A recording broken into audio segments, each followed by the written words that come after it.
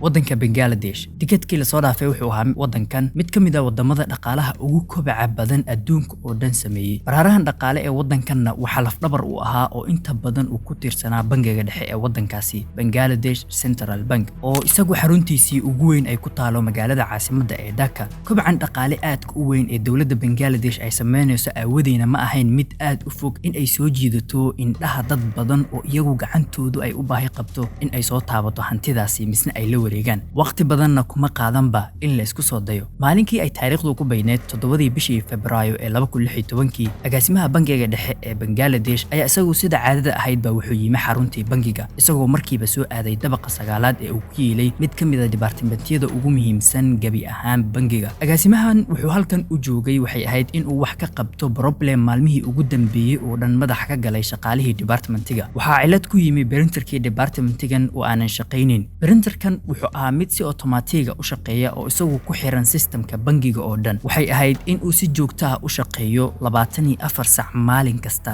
7 maalin ee isbuuca isagoo soo daabacaya report kasta oo transaction ah ama lacag kasta oo soo gasha bangiga ama ka baxda isla markii transactionkaasi la sameeyo xaqiiqda marka laga hadlana midan waxay ahayd mushkilad aad u weyn oo shaqadii bangiga oo dhan ku sababtay khalkhal ciladan aawadeed waxay la micno ahayd in printerkii uusan soo daabacayn transactionska bangigan oo haddii aan si fudud kuugu sheego ka dhigan in raggan aysan wax fikrada u haynin wax lagala baxaayo ama soo galayo bangigooda misna aynan wax ka bedeli karin xilliga la joogo maalinkii intiisii badanna waxay ku mashquulsanaayeen xalinta ciladan oo ugu dambeyn ay ku guuleysteen waxaana sidii dib ugu bilaabmay in printerkii uu soo daabaco dhammaan reportka lacagihii bangiga soo galay ama laga baxsaday bangiga intii uu xileysnaa agaasimihii iyo shaqaalihii intooda badan waxa ka foqday neef aad u weyn oo culeyskii saarnaa ayaa ka degay balse farxadaasi yar ma ahayn mid sii raagta oo waxa markiiba u cadaatay in arinku uusan saxnayn oo ay wax qaldan yihiin waayo printerkii wuxuu soo daabacay reportka lacago ka badan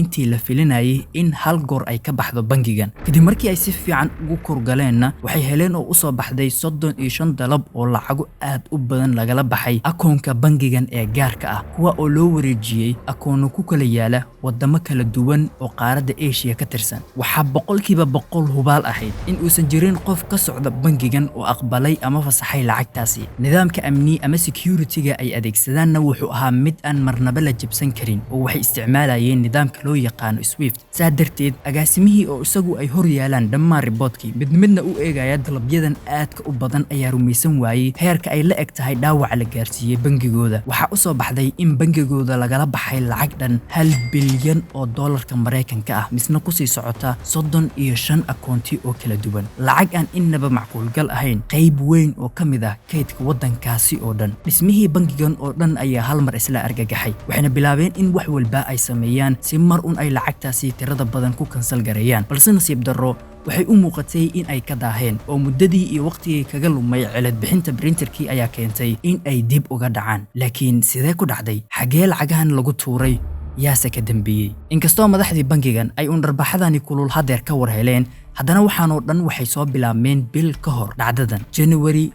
2016 mid ka mid ah shaqaalayaashii bangigan oo sida caadada ahayd ku jira shaqadiisa maalinlaha ahayd ayaa wuxuu si kadis ah u furay email virus sita oo loo soo diray oo markiiba bilaabay in uu kombiyuutarkii ninkan ku soo dejiyo program sidee doono looga maamuli karo programkani viruska ah ayaa markiiba wuxuu u ogolaaday in si qarsoodi ah loo basaaso shaqada iyo systemka shaqaalayaasha misna si wacan looga aruursado xogaha muhiimka ah ay raggan sida maalinlaha ay u isticmaalaan ilaa ay ka suura gasho in la helo xogta passwordka systemka bangigan inkastoo programkani uu daha gadaashi kaga soo degay systemkii haddana dusha sare wax waliba waxay uga muuqdeen kuwa iska caadi ah oo wax qaldan ma jirin ninkan shaqaalaha ahina waxba kama soo qaadan emailkii uu furay sidii ayuuna maalinkii isaga soo aaday xaafadiisa isagoon war u haynin in uu albaabka u furay oo uu bilaabay dhacdo wadnaha jari doonta Bangladesh misna dunida oo dhan ay ka yaabi doonaan ku dhawaad hal bil kadib ayay waxay ugu dambeyn raggii hackerska ah u suurta gashay in ay systemkii bangiga ay kala dhigaan misna ay gudaha u galaan inkastoo hadeertan ay awoodaan in systemkii bangigan ay ka yeeshaan sida ay doonaan haddana sheekadu faraka ma qodneen waayo ma ahayn mid fudud in lacago tiro badan ay hal goor kala baxaan waxa ka hortaaganna wuxuu ahaa hanaanka loo yaqaan Swift ee uu bangigan isticmaalayay Swift waa hab isgaarsiin maaliyadeed oo ay bangiyada caalamka kaarka adeegsadaan misna iskula wadaagaan dalabyada lacag kala wareejin waana shabakad hubisa in dalabyada maaliyadeed ee ay isweydaarsanayaan bangiyada adeegsada hanaankan ay yihiin kuwa secure ah misna la isku haleyn karo iyagoo isticmaalaya systemyo aad loo adkeeyay security-gooda misna aan marna la jabsan karin waa sida ay sheegaan waxaan rabaa in aan mid isla fahanno hanaanka Swift isagu shaqo kuma lahan lacag in uu ka bixiyo bangi isagoo u wareejinaya bangi kale taa cagsigeed saan soo sheegnay waa hab iskaarsiin oo kaliya saadarteedna Swift waa hanaan ay aad u isticmaalaan inta ugu badan bangiyada caalamka maadaama ay adag tahay in la jabsadana waa sababka keentay dadka hackerska ah marka ay rabaan in adiga ama dadka kale ay dhacaan inay isku dayaan sida ay ku ogaan lahaayeen passwordkaaga ama binkaaga shakhsiga waayo mar haddii passwordkii iyo maxaa ku raada binkii shakhsiga ay haystaan way u fududahay in ay lacag kasta ka baxsadaan akoonka waxa la moodayaa inaad adigu tahay balse markan raggii soo weeraray bangiga Bangladesh uma soconin midda in dadkii bangigan wax u yeelay akoonadooda ay wax kala baxaan ee waxay rabeen in isla akoonka bangiga uu leeyahay ay xaalufiyaan gabi ahaantiiba muddadii bisha ahayd ee barnaamijkoodii uu dhex mushaaxayay systemka bangigan aawadiina waxa u suura gashay in ay helaan xogaha asaasiga ah ee bangigan sida passwordkii Swiftiga ugu dambeynna maalinkii ay taariikhdu ku beegneed 4 Febraayo 2016 maalin Khamiis ah ay waxay soo galeen systemkii bangiga iyagoo saacado yar gudihii kula baxay lacag dhan 951 milyan oo dollar lacag 49 milyan oo kaliya ay ka dhiman tahay 1 bilyan kuwa oo ay u kala direen markiiba 35 akoon oo ku kala yaala dhowr wadan oo Eeshiyaan ah dalabaadka lacagahan ayaa markiiba wuxuu gaaray bangiga kaydka federaalka ah ee gobolka New York dalka Mareykanka oo dawladda Bangladesh ugu kaydsanaa lacagaheeda maalinkii xigay ee Jimcaha ahayd ayaa shaqaalihii bangiga kaydka federaalka ee New York waxay gudagaleen fulinta dalabaadyada inkastoo bangigan uu ku caansan yahay heerka sareeya ee security-gooda haddana markii ugu horeysay shaki weyn kuma muujin lacagtan 1 bilyan u dhow ee hal goor bangiga dhexe ee Bangladesh laga soo dalbaday misna loo wada diraayo 35 meel oo kala duwan sidoo kale xitaa ma jirin qaab ay kula xiriiraan bangiga dhexe ee Bangladesh maadaama shaqaalihii bangigaasi ay fasaxa Jimcaha ku jiraan saadarteed waxay bilaabeen in ay gudagalaan dirista lacagahan maalinkii saddexaad ee Sabtiga ahayd ma jirin wax shaqo ah oo la qabtay maadaama shaqaalihii labada bangiba ay ku jireen fasaxii isbuuclaha ah balse maalinkii sii xigay ee Axad ahayd shaqaalihii bangiga dhexe ee Bangladesh ayaa dib ugu soo laabtay shaqadooda waana maalinkan xilliga iyaga iyo agaasimahooda ay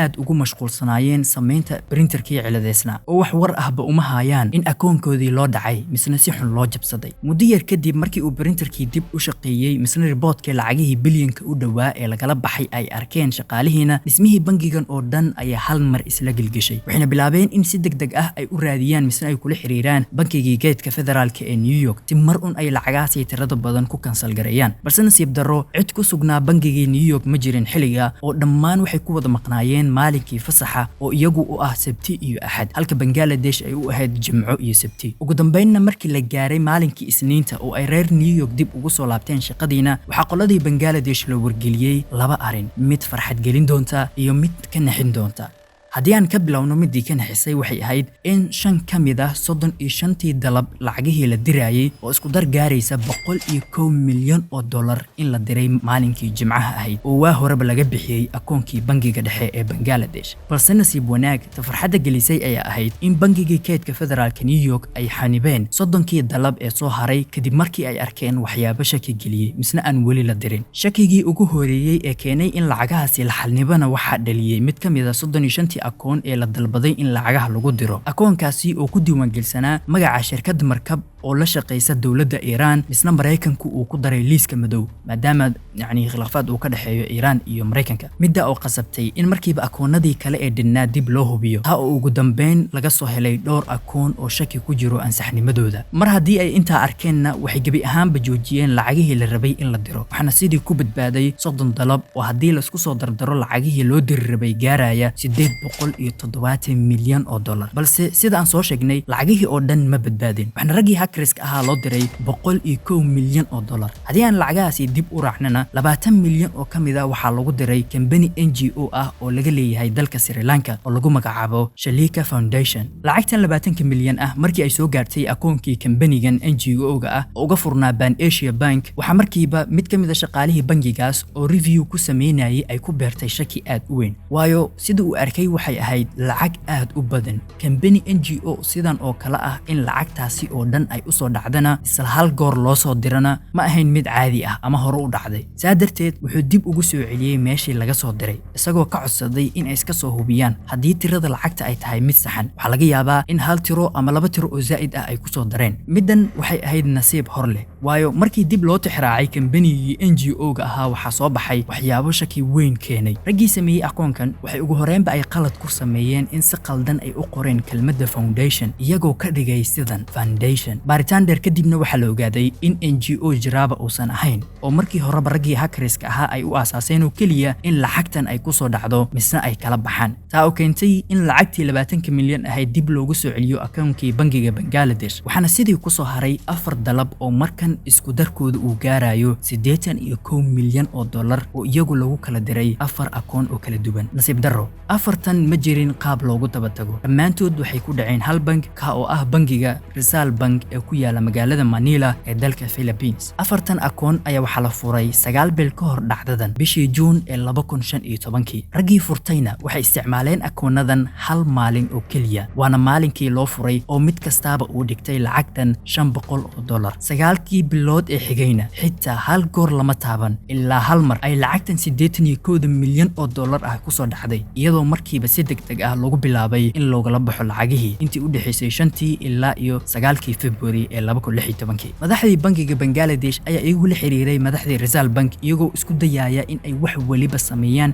si uu mar lacagtaasi loo xanibo balse nasiibku dhankooda ma jirin oo maalinkii ay la xiriirayeen waxay ahayd maalin Isniin ah dhammaan wadanka Philippines waxaa lagu jiray isbuuca fasaxa oo ay u dabaaldegayeen ciida New Year-ka ee Chinese-ka 7 ilaa 13 February shaqaale bangiga joogayna oo xanabi karaana ma jirin xiliga waxay ila tahay inaad arkayso qaabka wacan ee loo qorsheeyay dhacdadan marba meel ayaa qof ka maqan taa oo keenaysa in wax waliba ay gadaal u dhacaan mar walba oo waqtiga uu sii dahana waa mar walba oo raggii hackerska ahaa ay wax waliba u fududaadaan waqtiga dhacdadan oo dhan wuxuu ahaa mid loo qorsheeyay si aan innaba caadi ahayn ugu horeen waxay systemkii bangiga Bangladesh u dhaceen maalinkii Khamiista ahayd xilli dambe maqribiyadii oo ah maalinkii ugu dambeysay ee isbuuca misna inta badan wadamada islaamka la geli rabo fasaxa isbuuclaha ah iyagoo sidii lacagihii kala baxay meeshaasi maalintii xigay ee Jimcaha ahayd markii dalabaadyadii ay soo gaareen bangiga keedka federaalka ee New York ma jirin qaab ay kula xiriiraan shaqaalaha bangiga Bangladesh oo waxay ku jireen fasaxa Jimcaha taa oo keentay in sidii ay ku diraan lacagihii ay awoodeen markaasi iyagoon waxba hubin markoodna waxay Sabti iyo Axad galeen fasaxii maalinkii Axad ahayd shaqaalihii Bangladesh markii ay dib u soo laabteen misna ay arkeen jabka loo geystay iyagana ma jirin qaab ay kula xiriiraan bangiga New York maadaama fasax ay ku jiraan ugu dambeyn maalinkii Isniinta ahayd markii ay labadooda is heleen oo haddana ay isku dayeen in ay joojiyaan lacagihii ku dhacay Rizal Bank ee Philippines haddana way u suuragali weeday oo waxay ku jireen 7 beri oo fasaxa ciida sanadka ah alloor ugu dambeyn 7 beri markii la isku soo laabtayna waxay ahayd xilli waa hore lacagtii laga wada xaalufiyay akoonadii qaab lagu tixraacana aan jirin oo si kaasha lagu baxay reer Bangladesh waxa gaaray jab aad u weyn si fududna dhammaan shaqaalihii bangigooda looga caqli badiyay iyagoo aan waxba ka qaban karin isnaan xitaa ka warhayn cidda ay tahay waxa sidan yeelay baaritaan dheer oo ay dhowr dawlad iska kaashadeen kadib ciidamada dawladda ee Philippines waxay soo ogaadeen laba nin kamid ah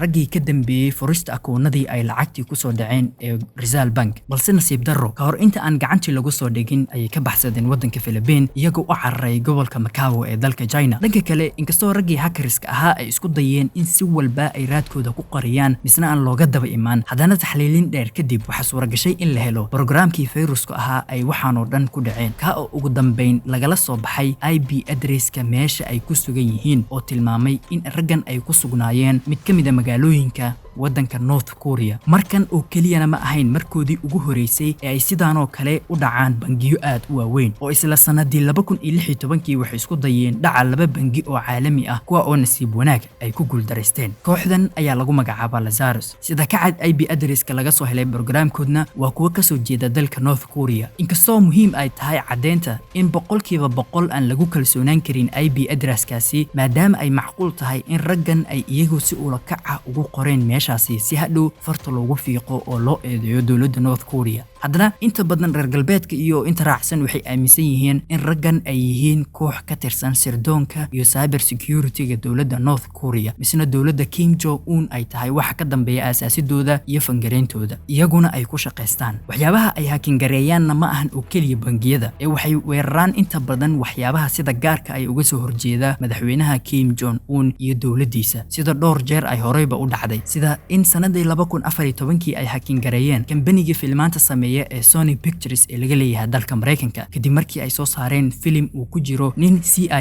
ah oo raba in uu qaarijiyo madaxweynaha North Korea ee Kim Jong Un dabcan inkastoo Kim Jong Un iyo dowladdiisa iska fogeeyeen eedaasi haddana ma ahayn mid la dafari karo cadeymaha badan ee banaanka la soo dhigay sidoo kale markii aad dib u eegto meeshii ay tageen labadii nin ee siday lacagii 81 milyan ahaa ee laga dhacay bangigii Bangladesh shakigu aad ay u sii badanaya waayo gobolka Macau ee dalka China waa meesha ay safaaradda dhaqaale ama safaaradaha ugu badan ay ku leeyihiin dalka North Korea waxaad ba oran kartaa waa meesha ay dunida kala xiriirto mar haddii raggan oo soo dhacay bangigii Bangladesh ay meesha yimaadeenna ma jirin qaab looga tabatago oo si fudud ay xilligaaba uga sii gudbeen waddanka North Korea